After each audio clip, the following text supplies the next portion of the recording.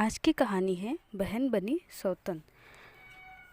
प्रतापगढ़ गांव में दो बहनें सुहानी और रजनी अपने माता पिता के साथ रहती थी। सुहानी बड़ी थी, शांत और समझदार, जबकि रजनी छोटी थी, चंचल और जिद्दी। दोनों में गहरा प्रेम था, लेकिन रजनी को हमेशा यह लगता था कि उसकी सुंदरता और चतुराई के आगे कोई टिक नहीं सकता। उनका परिवार जो था साधारण था, लेकिन दोनों बहनों के सपने बहुत बड़े थे। जब वे बड़ी हुई तो माता पिता ने सुहानी की शादी के लिए एक शहर में नौकरी करने वाले अजय से कर दी।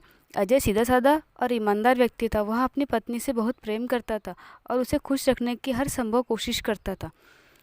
शादी के कुछ महीनों बाद जब सुहानी मायके आई तो उसकी चमकती हुई हंसी और सुखी जीवन देखकर रजनी के मन में ईर्ष्या का बीज अंकुरित होने लगा। उसे लगने लगा कि उसकी बहन की किस्मत उससे कहीं ज़्यादा अच्छी है। रजनी सोचने लगी, अजय तो बहुत अच्छा इंसान है, पैसा भी कमाता है, काश मेरी शादी इससे हुई होती। धीरे धीरे वह सुहानी और अजय के रिश्ते को उसे जलने लगी। उसके मन ही मन में ठान लिया कि वह किसी तरह अजय को हासिल करके रहेंगी। रजनी ने बहाना बनाया कि वह कुछ महीनों के लिए अपनी बहन के घर रहना चाहती है। सुहानी को कोई शक नहीं हुआ, क्योंकि उसे अपनी बहन पर पूरा भरोसा था। शुरुआत में रजनी घर के कामों में सुहानी की मदद करने लगी। धीरे धीरे वो अजय के करीब जाने की कोशिश करने लगी। उससे मीठी मीठी बातें करती, उसकी पसंद की चीज़ें बनाती और हमेशा उसकी तारीफ करती। अजय को यह सब सामान्य लगा, लेकिन रजनी के मन में तो कुछ और ही चल रहा था।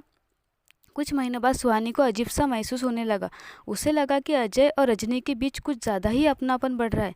एक दिन उसने देखा कि रजनी अजय से बहुत हंस हंस के बातें कर रही थी और अजय भी उसके मजाकों पर मुस्कुरा रहा था। सुहानी के मन में संदेह तो हुआ, लेकिन उसने इसे यह सोचकर नज़रअंदाज किया कि रजनी मेरी बहन है, वो ऐसा कभी नहीं कर सकती। एक दिन जब सुहानी किसी रिश्तेदार के यहाँ गई हुई थी तो रजनी ने मौका देखकर अजय से अपने प्यार का इजहार कर दिया। अजय, मैं तुम्हें बहुत पसंद करती हूँ, काश मेरी शादी तुमसे हुई होती। अजय यह सुनकर हैरान रह गया। उसने रजनी को डांटा और कहा, तुम्हें अपनी बहन के बारे में सोचना चाहिए, गलत है। लेकिन रजनी हार मानने वाली नहीं थी। उसने सुहानी के खिलाफ अजय के कान भरने शुरू कर दिए। दीदी अब तुमसे उतना प्यार नहीं करती, उन्हें सिर्फ घर के कामों की चिंता रहती है, लेकिन मैं तुम्हारी भावनाओं को समझ सकती हूँ। धीरे धीरे अजय के मन में संदेह पैदा होने लगा। वह सुहानी से अनावश्यक बहस करने लगा, जिससे उनके रिश्ते में खटास आ गई। सुहानी को अब यकीन हो गया था कि रजनी उसकी सौतन बनने की कोशिश कर रही है। उसने चुपचाप सब कुछ समझने और सही समय पर कार्रवाई करने का फैसला किया। एक दिन अजय को बिना बताए रजनी और उसकी बात रिकॉर्ड कर ली। जब उसने रिकॉर्डिंग सुनी तो उसकी आंखों में आंसू आ गए। रजनी खुलेआम अजय को रिझाने की कोशिश कर रही थी। उसने यह रिकॉर्डिंग अजय को सुनाई। अजय को अपनी गलती का एहसास हुआ और उसने रजनी को घर से निकाल दिया। अंततः न्याय की ही जीत होती है। रजनी ने अपनी बहन का विश्वास तोड़ा था, इसीलिए उसे पूरे परिवार ने त्याग दिया।